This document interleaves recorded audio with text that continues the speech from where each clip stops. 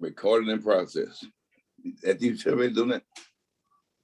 Yeah, because I'm gonna gonna say, got it. Audio. I'm gonna save the audio to go to YouTube and on the website for the podcast. Okay. So all I got to do is say, got it. Yep.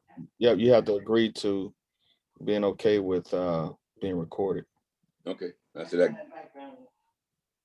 Can you see the background? I tried to change background. That's what I was trying to do. Yeah, I see it. It's together. Better together. Well, you're hiding it, but yeah, it's there. I'm hiding it because I got that from I was very, very proud that the Minnesota Council of Churches gave that to me as my gift for serving as president for the last 2 years, and they embraced my Better Together saying, and so they went out and had a special frame made to embrace my Better Together saying. So I want to put that on everything I do, because it has truly become a saying throughout the nation, not only just Minnesota, but throughout the nation. Everybody says Better Together. So can y'all see? If I get out of the way, can you see it? You know, you have to move your whole self. We can see you now. You can see it Better Together now? Yep, looks great. All right. So that's a gift. So that should be on all of my stuff going forward. All right. That it's truly become a kind of a stalemate, or should I say, not stalemate, what I should say, a product of what we've been doing for the last 20 years. All right, so stand by. I'm about to go live.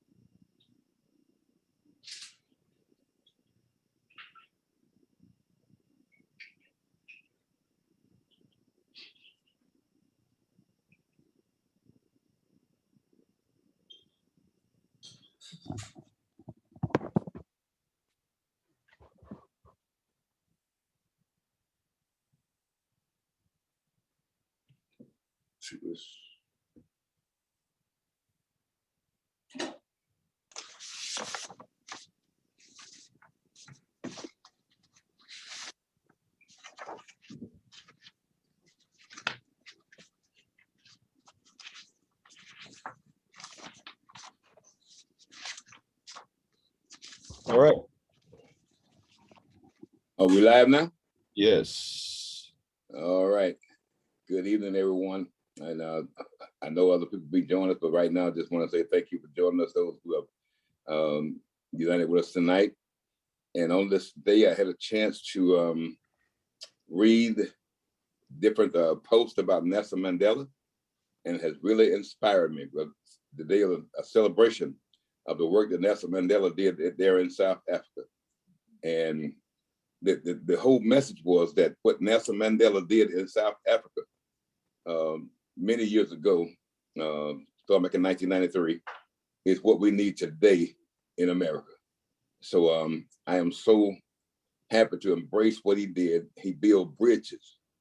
I mean, he called probably one of the worst white supremacists to his house and had a conversation with him.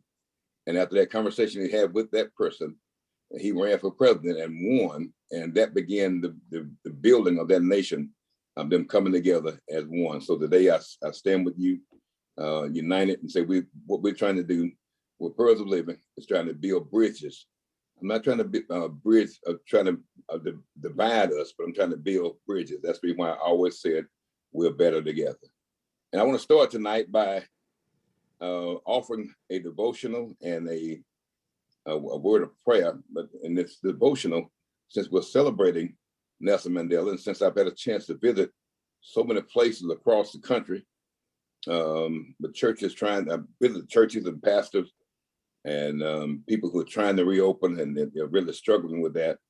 I thought that we would look at Psalms 32, verse 8, and I got from Psalms 32, verse 8, and I thought about how everybody is looking for directions on how to reopen, and they're looking for answers to where do we go from here.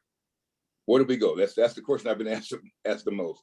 When so many people have dropped out of the ministry, that's so many people who have actually quit, who said they wouldn't go back after COVID and after the racial justice issues and after the political divide that we have in this country.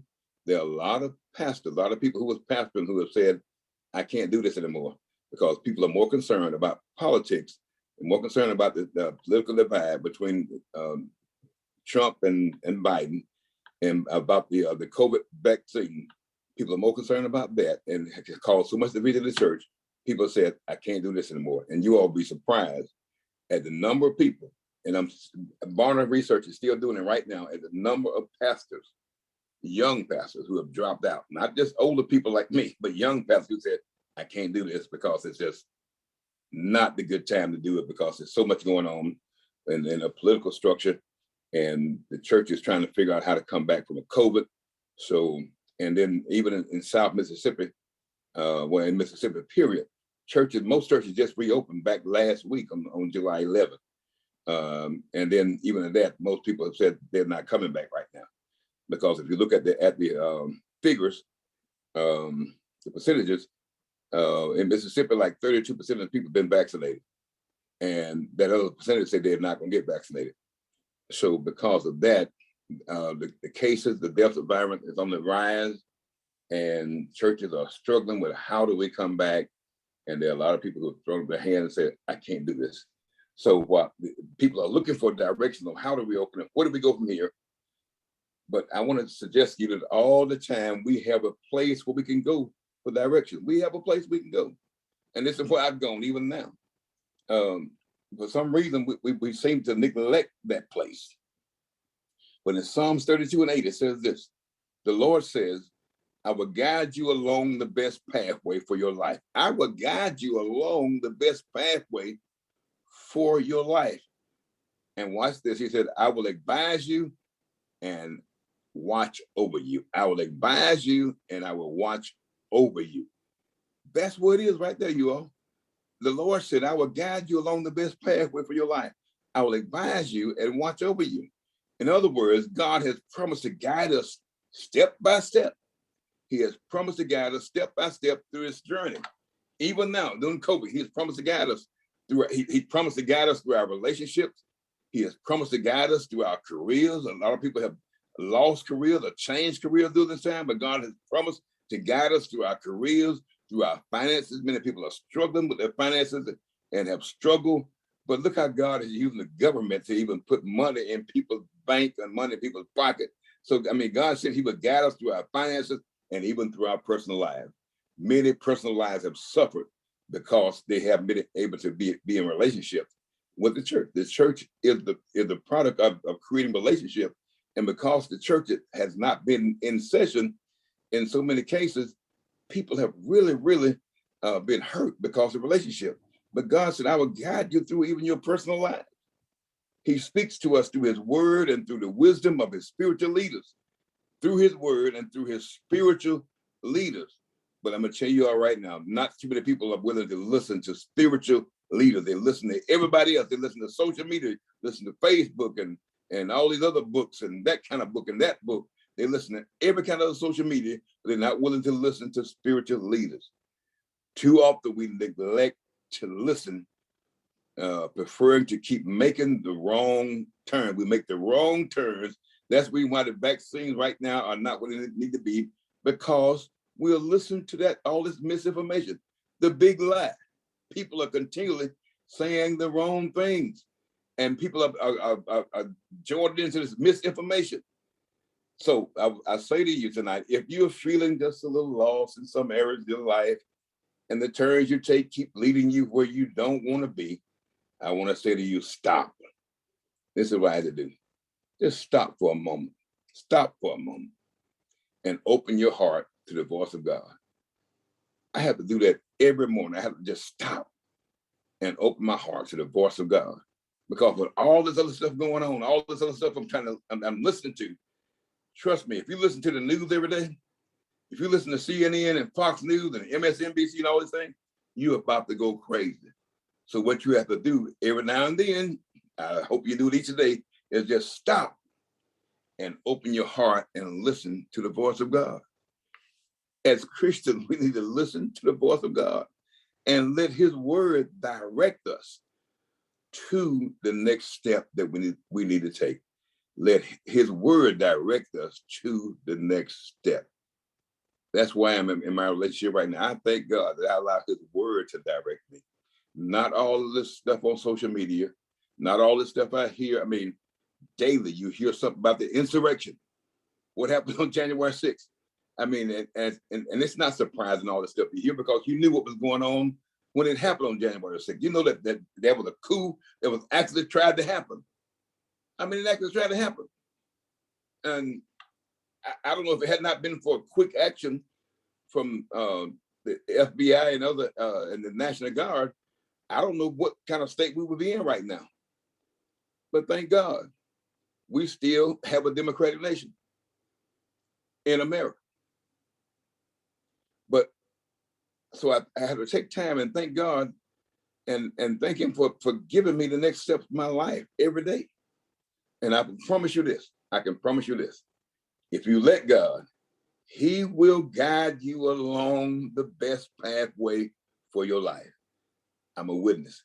God will guide you along the best pathway for your life. Praise God. So with that, I want to just open us up with a word of prayer. God, how we thank you, how we love you, how we appreciate everything you've done for us. And God, we know that you are our everything. You are our everything. So therefore, right now, God, we bow at your feet. Right now, we bow at your feet. And we ask that you would guide us and direct us every step, every pathway. We appreciate what you've already done. But God, even now, take control. And we know you will. This we ask in your name. Amen. Amen. So with that in mind, this is the Pearls of Living. For those that didn't know, we are Pearls of Living. And Pearls of Living is actually, it was formerly Say So Ministries. When I first came to Minnesota some years ago, it was Say So Ministries. Well, 21 years ago, it was Say So Ministries. Say So Ministries actually produced our third record, the Russell's third record. And from Say So Ministries came actually Freedom Ministries down in Meridian, Mississippi. And I'm proud to say that that ministry in Meridian, Mississippi has grown to, I mean, that's probably the largest ministry in Meridian, Mississippi. And Chavez and I had a chance to go and see the young pastor LeBaron Hedgeman be ordained as a bishop, which was a exceptional event. He was ordained as a bishop back in June. And we're very, very proud of that particular ministry, but that actually happened under Say So Ministry / Freedom Ministry. So now we have from Say So Ministry, Freedom Ministry, we have developed what is called Pearls of Living. And Pearls of Living came about my baby daughter, who is 8/21.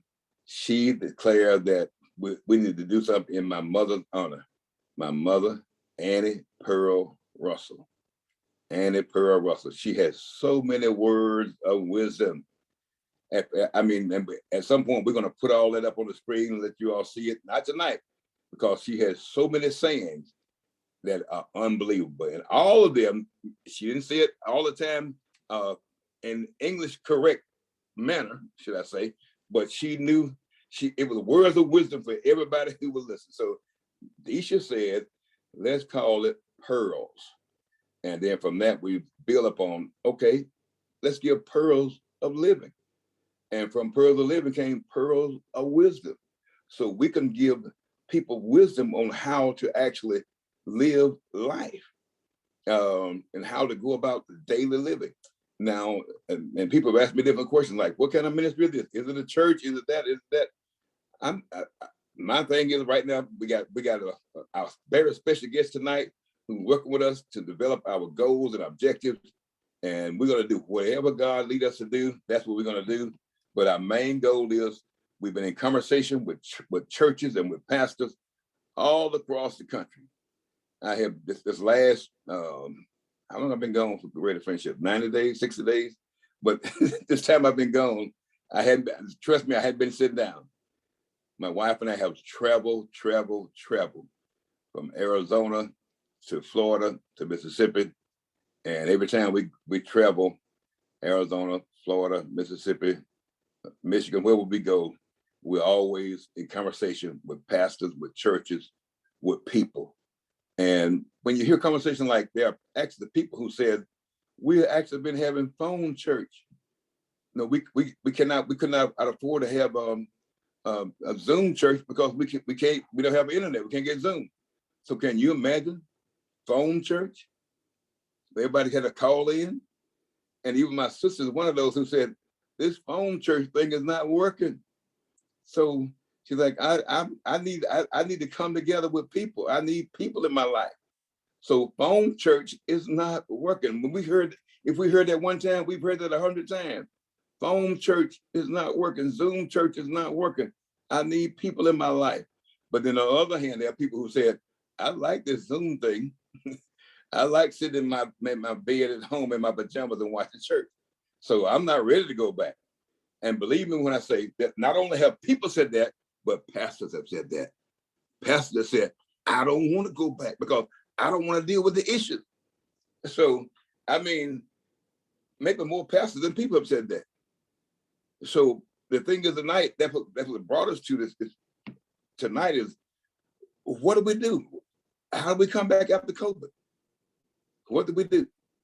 And this series tonight is going to help us to develop this big workshop. We'll put it together as per the living. We'll put in this workshop together and want to see what people actually need and listen to questions from people and listen to the situations trying to guide themselves through to determine what do we need to do in this workshop. I'm in conversation with several people. I'm still in conversation with Council of Churches. I'm still in conversation with Transform Minnesota, with the One Fund. I'm still in conversation with people who want to fund this ministry, what we're doing. So my thing is right now, I got to say, this is what we need. This is what churches need going forward. And guess what? As a pastor of 40 years of pastoring, I want to be able to say to churches who are struggling, and I know without a doubt they are, because I've talked to people. I want to be able to say, look, this is what we can help you with. And we're going to present a workshop.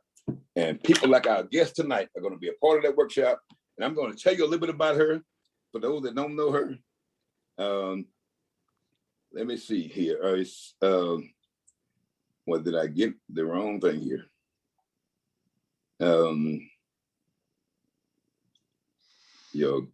Give me a minute. Her name is Joy Skjegstad.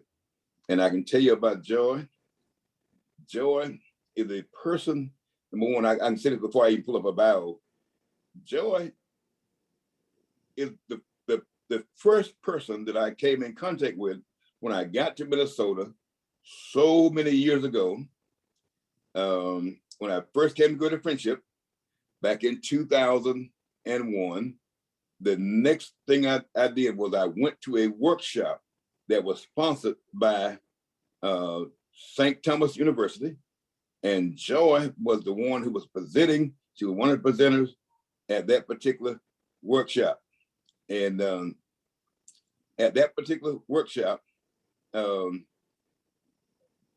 was able to connect with so many people because of Joy. If it had not been for her, I probably wouldn't have been able to connect with people at St. Thomas. St. Thomas University helped me to develop that first set of questions as we went through as a church, determining what we need to do at Greater Friendship as a church. We ended up getting a doctoral student to come in and help us actually come up with our 5-year plan, our 10-year plan. It was because of Joy I was able to connect with Stair Step. It was because of Joy I was able to connect with Mad Dads. I mean, the list goes on and on. It's because of the work that she did, I was able to connect with all these people. In other words, connect with the community. And that's one of the first things I know that has to happen before anybody can be successful in a ministry in a city, especially in an urban setting, you got to be able to know who you're dealing with. Now, I had been with an urban ministry before in Meridian, Mississippi. Meridian was a metropolis, about 100,000. And certainly it was not a Minneapolis, a St. Paul kind of setting, but it was a metropolis. So I knew right off the bat, the first thing I need to do, I got to connect with the people in this particular city. So I had to get it.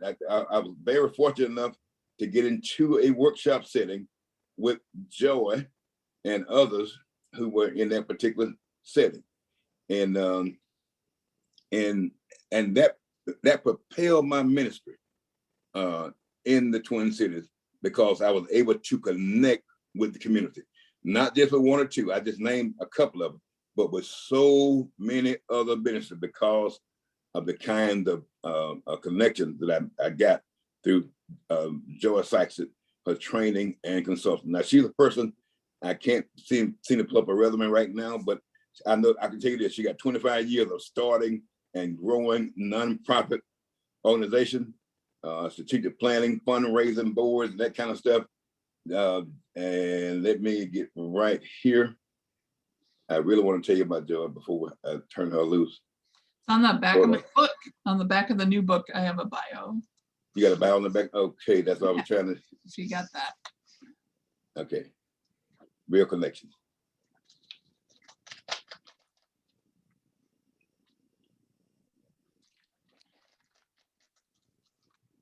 All right, I'll tell you what I do. I'm gonna let Joy tell you about the books she's read. I know she read at least 4 books and got a brand new book. I'm gonna tell you about it in a minute, but I'm gonna just let her introduce herself and tell you about the things she's done. I just kind of want to get that preview. I know that she was the one that introduced me to the Twin Cities, and that's the reason why over the years I've seen the work that she's done, and right now she still have a great connection throughout the Twin Cities, not only in the Twin Cities, but nationally and internationally. So Joy, would you just kind of introduce yourself to us? That's who you are and what you do. Sure. Thank you for the nice compliments, Reverend Russell. That was, wow. I did not know that the program that I worked on had that impact on your ministry. So that was wonderful to hear. I'm a consultant, trainer, and coach. I live in South Minneapolis, and I'm portable, like I say. So I do travel around the country and do Zoom work with both churches and nonprofits.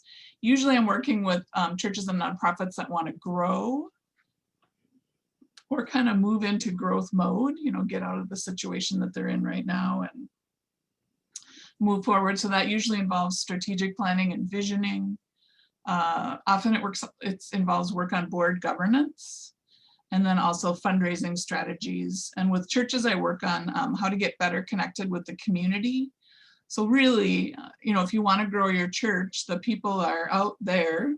So you have to figure out how to connect with people and organizations outside of the 4 walls of your church if you want to grow your church, and if you want to have successful and effective community ministry. So I work with congregations on that all the time. And then the new book is Real Connections.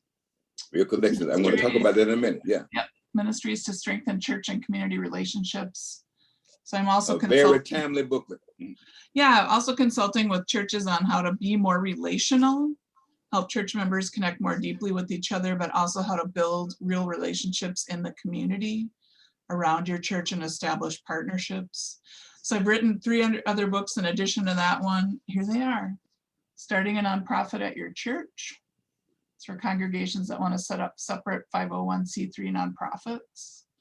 And often that's to do community ministry work and access grant funding. And then a book on community ministry, 7 creative models for community ministry. That's with Judson Press. And then winning grants to strengthen your ministry. And that's all about grant writing. So it's Roman and Littlefield is the name of the publisher. So that's where you can find them. So that, my husband always says I have my books connected to my elbow and I just go like this and they come out. I show them to people. So that's what I just did, I guess.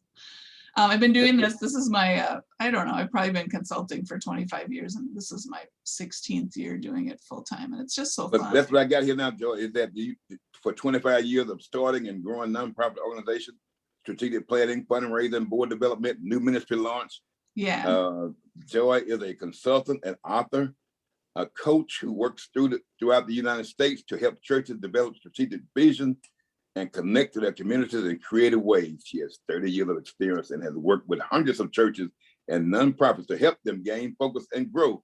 Joy has authored 4 books: Real Connections, Ministry to Strengthen Churches and Community Relationships, and 7 creative models for communities, ministries, and winning grants to strengthen your ministry and to starting a nonprofit. I had to say that because I know she was going to be very modest in saying that. So the new book is really very, very timely for what we're doing right now, Joy. And I want to say that, and maybe you can say more about it. But that new book it's called Real Connection. It is. As I was looking through it, and I had a chance to read a lot of it, but some things that I was able to highlight was the fact that how you were able to talk about the real connection part and how to the essential qualities, how to talk to strangers. Everyone should have a friend at church and church partnership, community connections. It's a beautiful day when you know your neighbors and you were there for me. That difficult conversations, how to have those difficult conversations. Models for relational ministries, leadership for connection, navigating change, which is a very key point, and leadership connection. I mean, all these things, but just as I looked at them, they're so right for today's time. And I'm just kind of, what prompted you to write this during this season? I mean, and I already can tell everybody, you can be one of our presenters at our workshop, but it seemed like it was just God ordained for you to do this during this season. So tell us about how they came about. Yeah, I wrote it with my colleague Heidi Unruh, who's got a real specialty in ministries with disenfranchised people and families, that are in transition or in difficult situations. So she and I did a number of webinars. I think we did 10 webinars with 10 different groups during the pandemic. It was last spring, helping churches think through how can we stay connected to the community when we can't see people. And out of that, we started talking about a book. And so Judson Press, who we've both published with before, this was God ordained, had a sudden opening in their schedule. So she and I wrote this book in 2 months. So we handed the manuscript in at the end of January, and to have it turn around this fast is kind of unheard of. But we wanted to do it because we feel like relationships are critical in the church reopening successfully. So I think during this time, churches were really focused on how to continue worship, particularly online. Maybe we didn't have as much conversation about how do people stay connected with each other and connected with the church itself in a relational way. And so we kind of looked at it from all the different angles. And when we come back together, I don't think that we can just act like, let's pick up where we left off, because people have been transformed by this pandemic in really hard ways and also in some good ways, I think. So at my church, we're going to do a service of lament, to lament the things that we've lost during this time. And some people lost people, family members and friends to COVID. Other people lost jobs. I don't know, just challenging things. Kids fell behind in school because they had to do it on Zoom. Our family missed 2 graduations. Our kids both of them were supposed to graduate last year, and we didn't have that. So that's a loss too. And then doing another service where we celebrate how God brought us through, like there's a lot of blessings and growth that came out of this time also. So that's an example of sort of how to think about the situation the church is in from a more relational perspective. Great. So as I was reading and looking through, I mean, there was a segment in there where you talked about reimagining the church as a hub for connections and how churches play a major role in that reimagining the church as a hub for reconnecting. And then you talked about a fresh start and strengthening relationship at your church. A fresh start for strengthening relationship. The relationship, as you said, has been breached somewhat. So now the church got to, you can't assume that everybody just come back, you know, and everybody's all right. But there got to be something that happened in order for that have that fresh start in relationships in your church. And then you talked about leadership with relationships at the center. And let's talk about our COVID year hosting conversation in the church and community, strengthening relationships in the hybrid ministry, connecting with people who are hidden and hurting. And then you talk about those difficult conversations, building bridges across differences. And I think that right there is probably one of the major things that we got to do, because right now that's what the church is. We're at a point where we got to have those difficult conversations. Those difficult conversations could involve, are you vaccinated or not? But it also could involve stuff like what happened with George Floyd and the social justice issues. And I think that's what it has split a lot of churches. We have a lot, and listen, I can go on and on about churches who have split and who have lost members because of the social justice issues and about testing. I mean, I'm just blown away about people who have come out because of certain evangelical statements or stuff they heard on social media about the vaccine. And they're saying the vaccine is killing more people than the actual virus. I mean, that kind of stuff is out there. So, I mean, have you had to deal with anything like that going? And what are your thoughts on that? Sure. I mean, I think a lot of churches right now are purple churches, meaning there are people who are Democrat and Republican and probably of other political persuasions or none in the same church. So how can we talk to each other when we don't agree on some really fundamental things?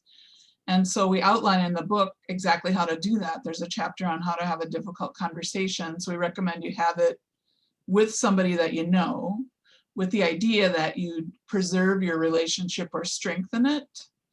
So really it's opening with curiosity to find out more about the person's position and asking a lot of questions, particularly about their story and why a particular issue is important to them. You know, who influenced them and coming to the way that they think about this. So sometimes there's something in someone's backstory that's influenced how they reached this conclusion. So some member in their family was affected deeply in a way, often as a piece of it. And then I think it's important to have a posture of like listening.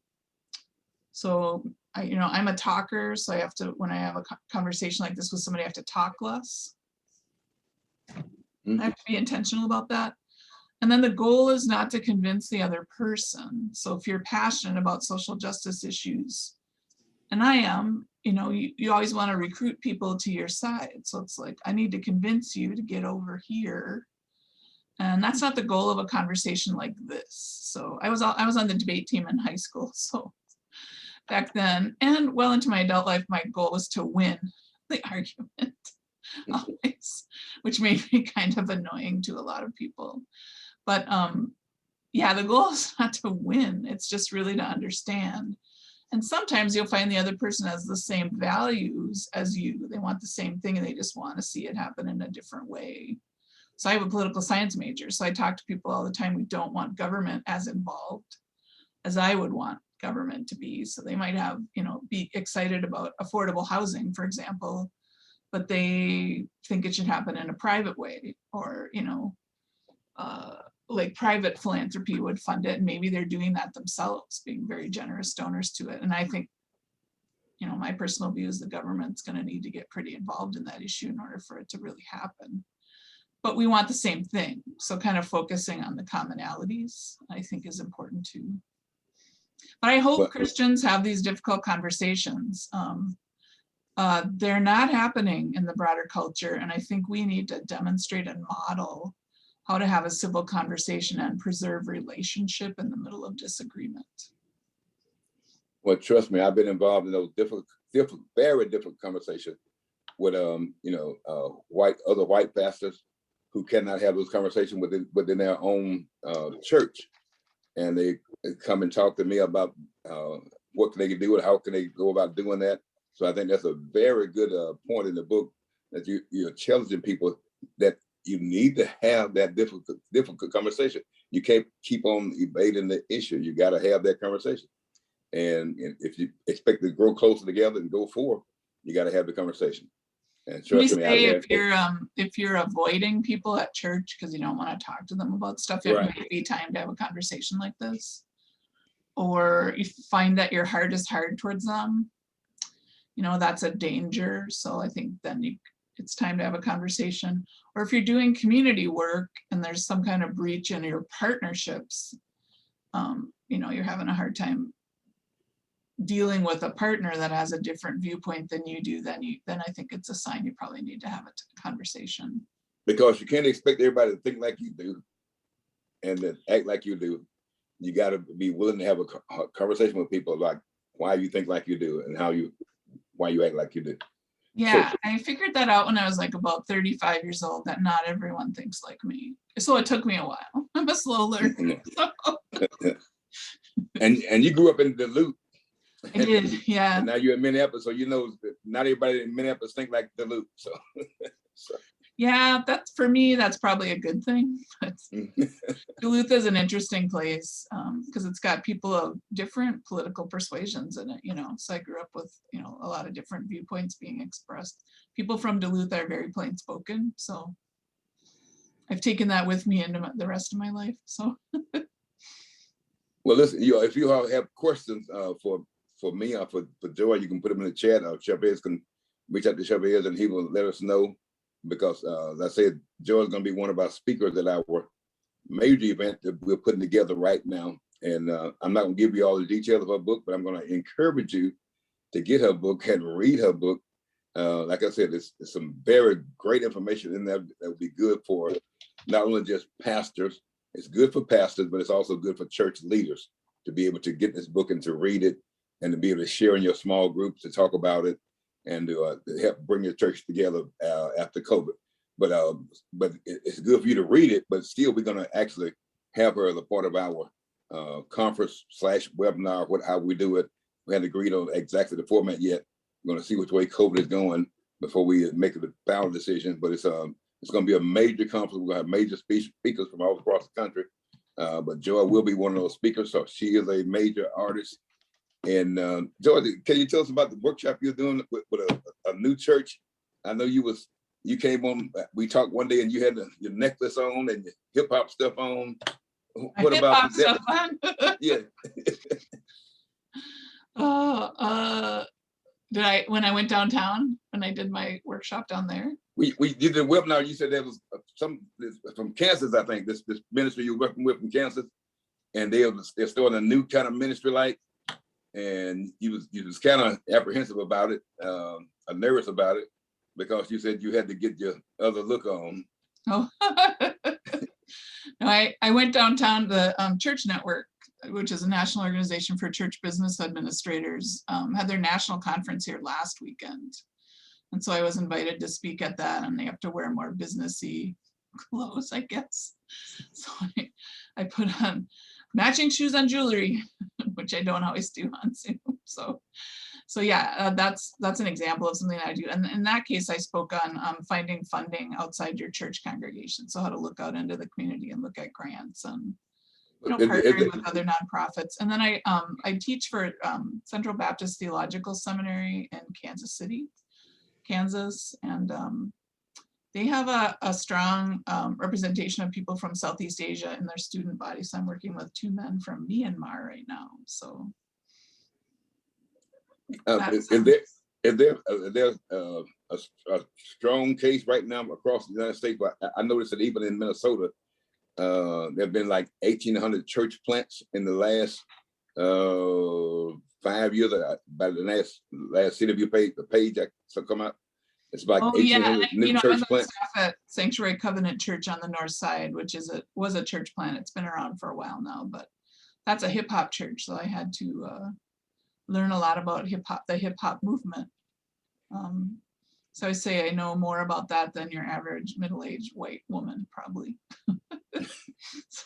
So do you see more of that happening today? Or I mean, more traditional or more plants that are going toward that a different kind of movement of what? What do you see? I think What's been the people norm? are finding new ways to integrate in with the community. So I think it's important to listen and really learn about the community where you want to plant a church before you do that. So yeah, I was working with a church in rural Indiana. I've done a lot of work in Indiana with the Indiana Center for Congregations. And that church was working in a community where a lot of people were working, you know, overnight shift jobs. So they had to think about, you know, what time do we do our services and where do we do them? You know, maybe they're not going to be in the church building. They'll be somewhere else and they're going to be, you know, at noon or in the afternoon or something. And it looks more like, you know, if people haven't really been to church before, maybe it looks more like a Bible study where you're asking questions. Because you know that was a good section you had in there, and this is what I'm. Although I've been in Rochester the last 21 years, but I hadn't spent much time here. I've been here for 21 years, but I hadn't spent much time in Rochester. I spent most of my time, all of my time in Minneapolis. So what is happening is I have realized that I hadn't spent enough time. So therefore, I'm talking to a lot of strangers who are trying to develop, establish who I am and what the community is looking like. And the other part you talked about in your book on how to talk to strangers. How important is that in developing your church and talking to strangers? Oh, really important. So I think if you're going to plant a church, it's, you know, it's almost like having a sales job in a way, you know, because you've got, so everybody I know who's done it successfully just spends a ton of time out in the community.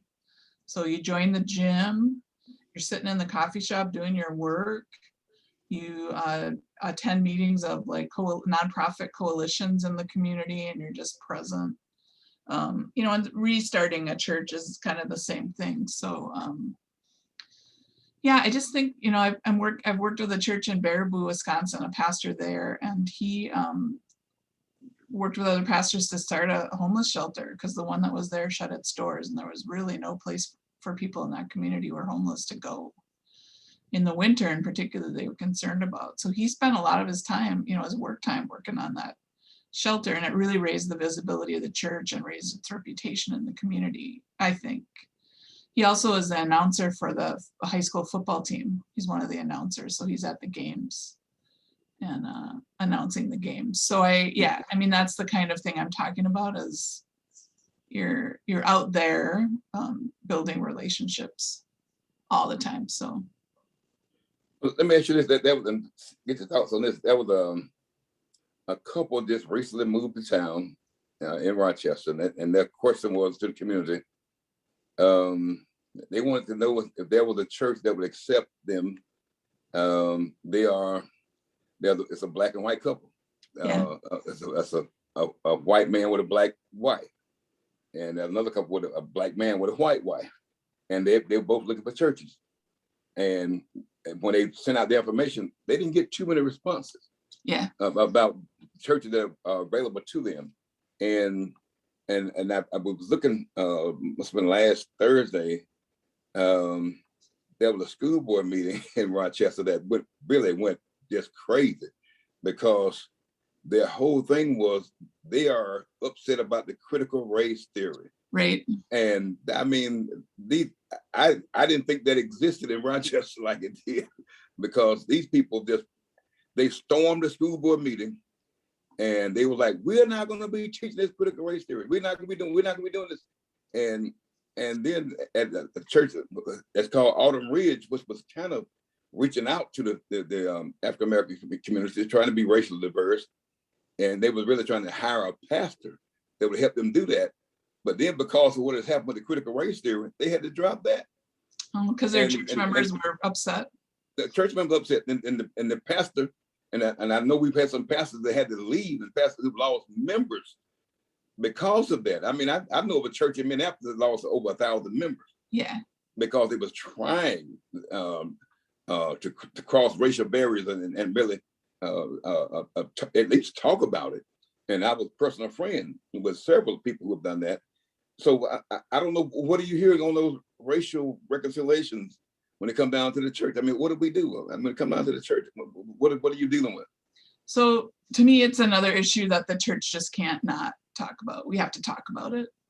It's an issue of the day. So to not talk about George Floyd's death, the movement that arose out of that.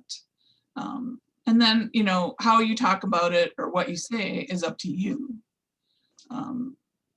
So yeah, I don't think cowering in fear around issues of race suits us as Christians, because it's, you know, it's not how Jesus lived his life. It's not what we're called to. We're called to be reconcilers.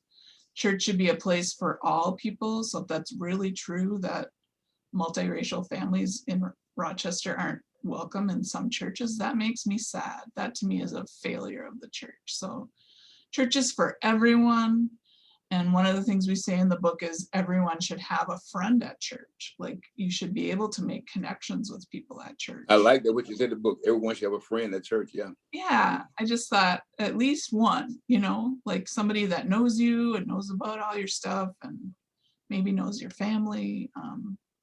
Yeah, so I don't know what to say to pastors whose churches are just saying you can't talk about that, because I don't know. Pastors are in a difficult spot, but I think change comes when people are confronted with the truth. I mean, that's the first step, I think. And I hope we don't have churches that are, oh, this church doesn't talk about racial issues, so I feel more comfortable there. Let's go over there.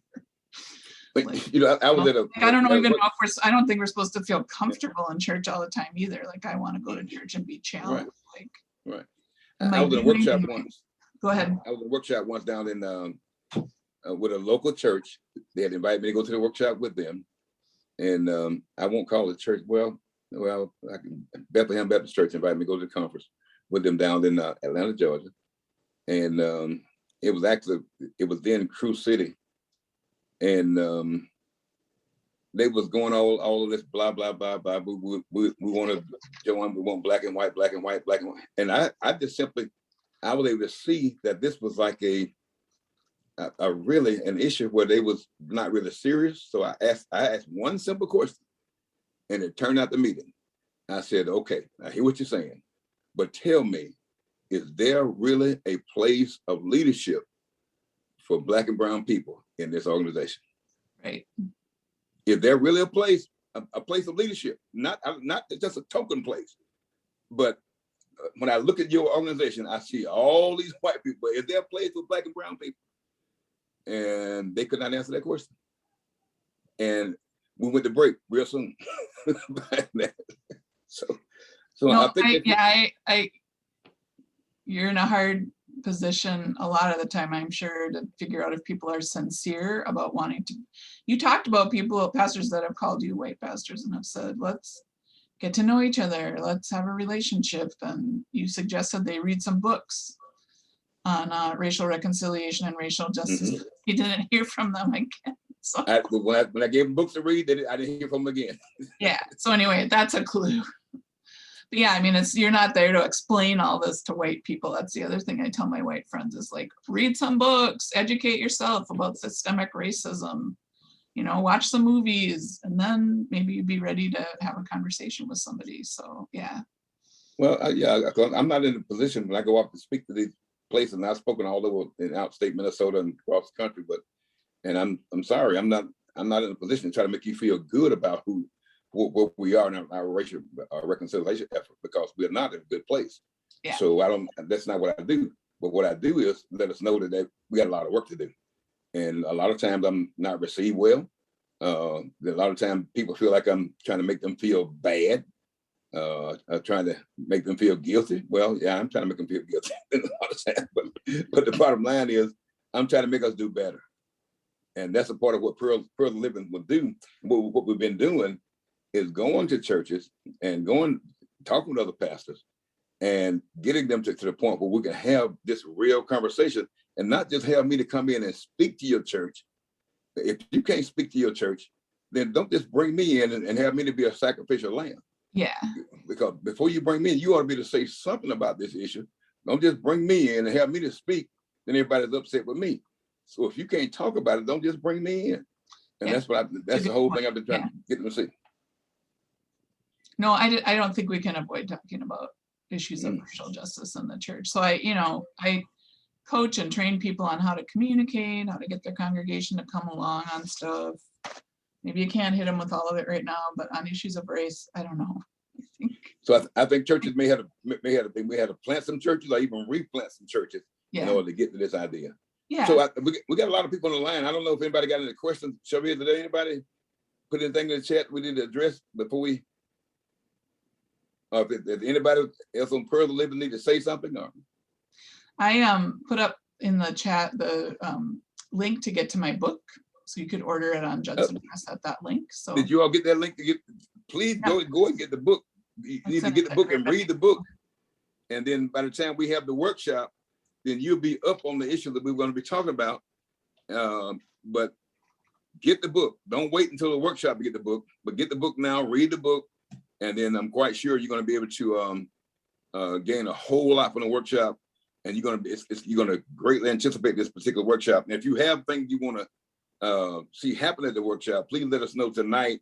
As we're putting it together right now. So if there are things you'd like to see happen, questions you would like to see answered at this particular workshop / webinar, seminar, if you would like things you'd like to see happen, please let us know, because we're putting together right now as we speak. We have several speakers that is already in line, and I said Joy is one of those, and we're going to be bringing some more of those to you in the very near future that you can even ask them questions. Some people you know, some people you don't know. I mean, people like Dr. Green, people like Jellis Chapman. I mean, let me stop right there because the list goes on and on.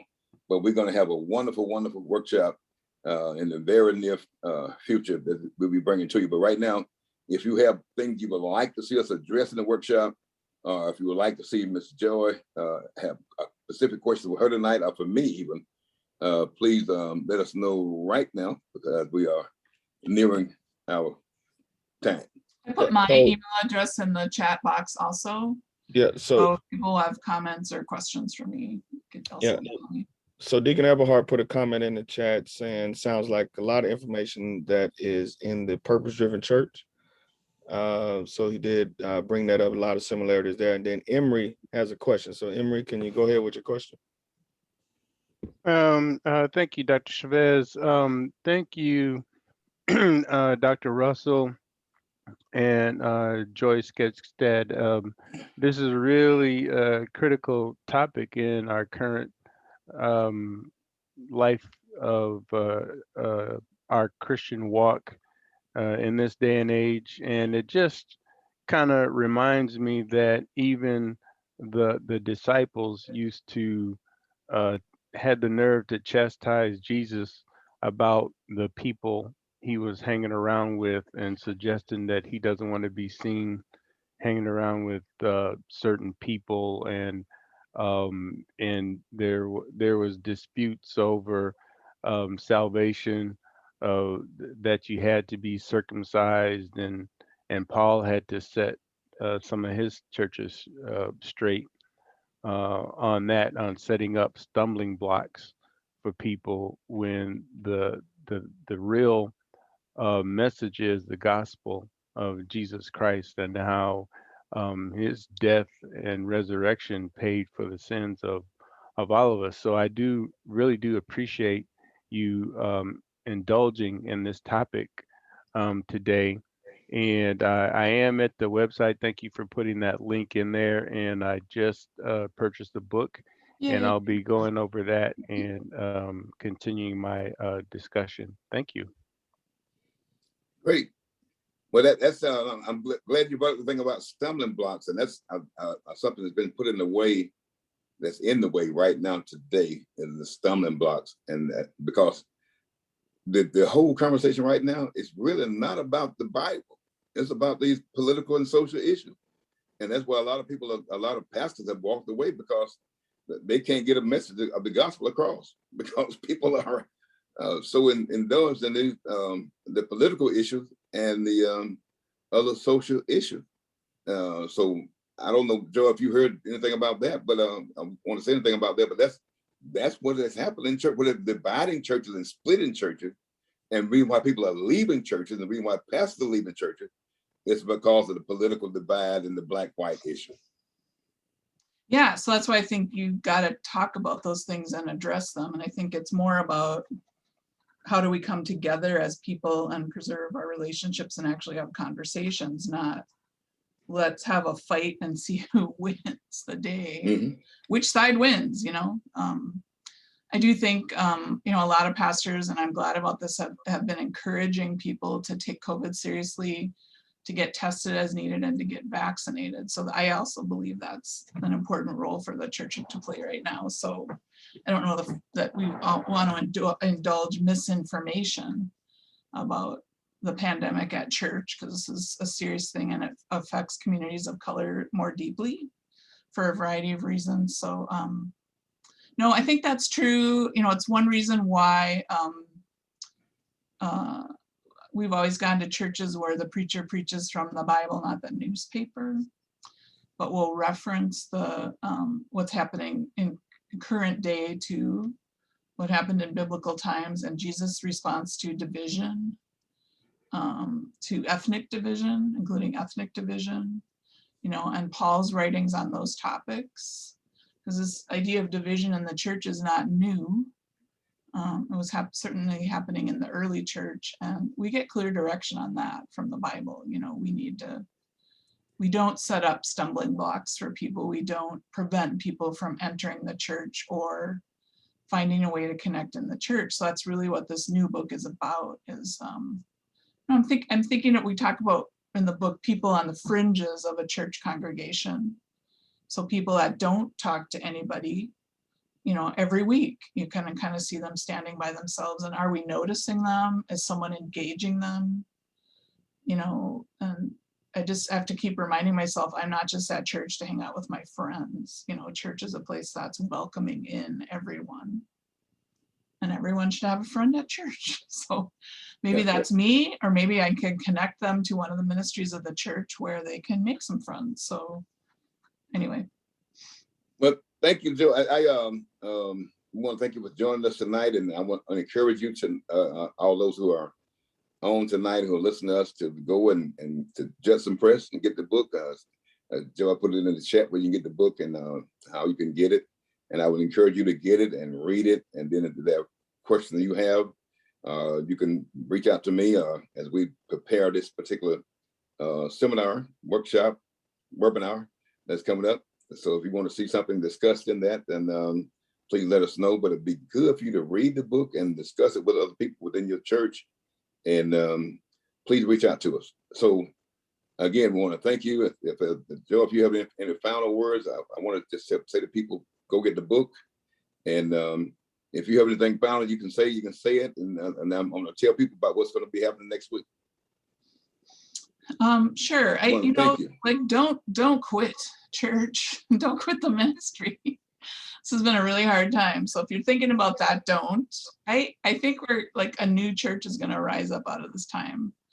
And it's maybe going to be more effective than the church was before COVID, because we've had to ask ourselves all these hard questions like, why are we here? How are we engaging people? You know, how are we dealing with division when it arises? So yeah, don't give up. This is hard. It's going to be hard for a while yet in the same way. And if you have comments for me on the book or have more questions for me or interested in talking about some consulting, you can just email me.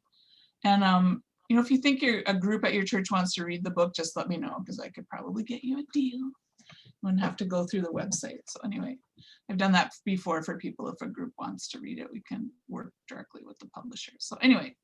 Yeah, Joe, get you a deal. My last words. So just keep going, everybody.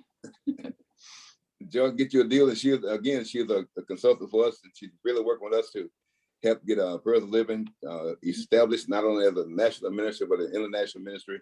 And Joe, we want to appreciate you for the work you've done with us, the work you did with me, and getting me associated with the community when I first came to Minnesota back in 2001. So thank you from the depths of my heart. We appreciate the work you've done. Thanks so much. We appreciate what you're going to do going forward. I enjoy working with you and your family members. Yes. So, yeah. Thank you so much. You've done great work. So next Sunday night, now listen, we're going to be doing this. I took a brief break because we've been traveling, but we're going to be here each Sunday evening doing this podcast going on from here forth.